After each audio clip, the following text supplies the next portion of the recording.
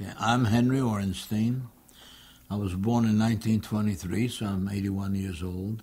I was born in Poland in a small town called Hrubieszów. I had three brothers. Three of them were much older than I was, and my sister was 2 years younger than I was.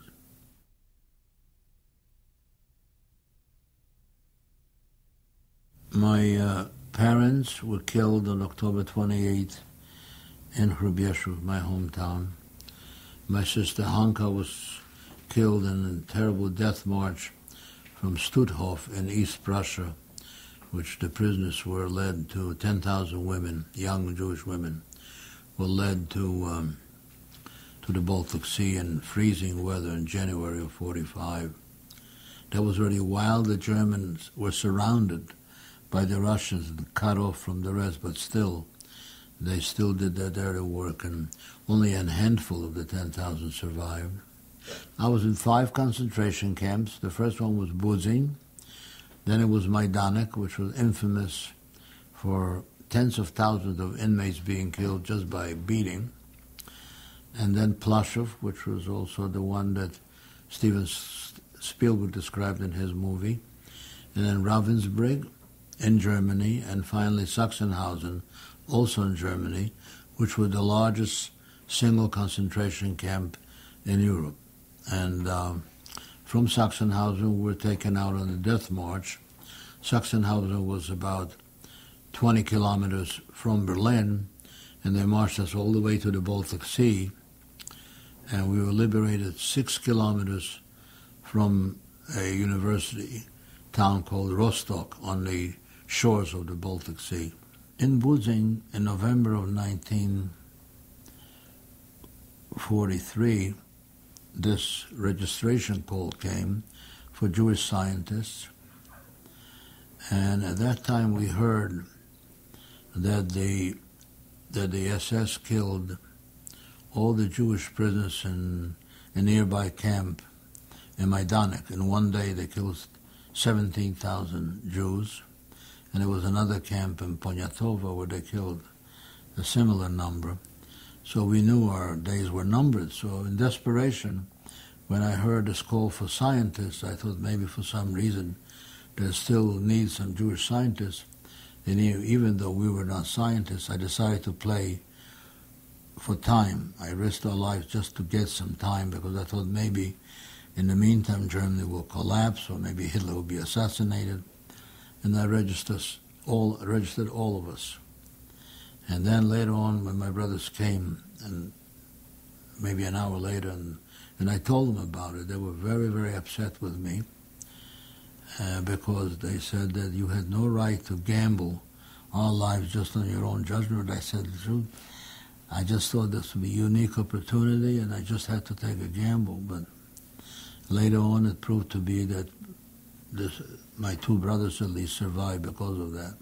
Once we got into concentration camps, I used a figure of 25% survival, even though that's probably high. But putting it all together came out to 14,000 to 1. And that was my chance of survive all these situations, considering the number of people involved, number of people killed, was 14,000 to 1.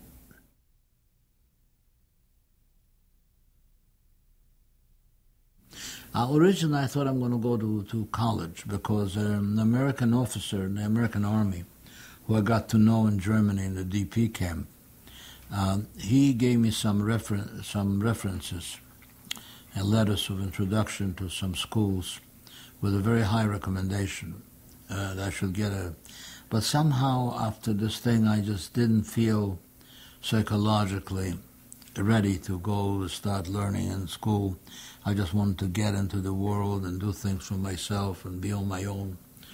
So I didn't seriously consider any scholarships or anything like that.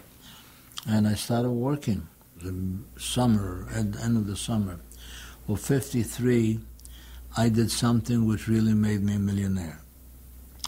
And we were selling at that time to little grocery stores by having salesmen or using some local wholesalers through whom we were selling like little lamps or little,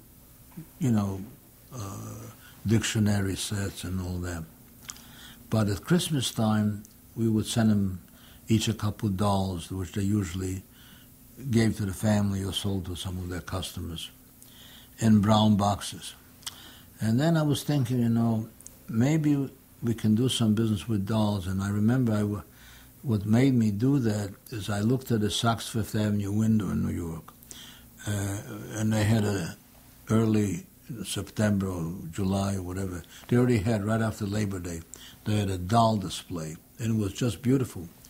And I thought to myself, if I could take a doll and somehow make a display around it that would be at least similar to what Saks Fifth Avenue had, that doll will sell better because it will stand out in the grocery store against all these vegetables and fruits and canned stuff. And so I called out my guy who was supplying me paper, and I didn't even know the name of them. There was actually acetate, clear acetate. I made a beautiful little display by hand. My uncle came. He wasn't active in the business because I was running it. And I said, Morris, what do you think of this? He said, it's very beautiful. So I went ahead and I made 12 of these displays by hand. And I went to the Pennsylvania hills over there, around Reading and all that. And I want to make a test and see how these dolls would sell within that beautiful display. And I went that far because I didn't want any of local guys to see it, whether they could copy us. And then, of course, they make their own dolls, so they would have a big advantage over us. So I left it in 12 little grocery stores on a consignment basis, and I each gave him a little deposit slip to take orders. And let's see what happened. This was like in September, late in September. On Monday morning, I get a telephone call. One of the stores called me, and he says, well, can you send me $100? I said, $100? Why would you need $100? He said, because I got 60 deposits over the weekend. I said, are you sure? Because I said, once I send you the dolls, you have to pay me. He said, don't worry, I got a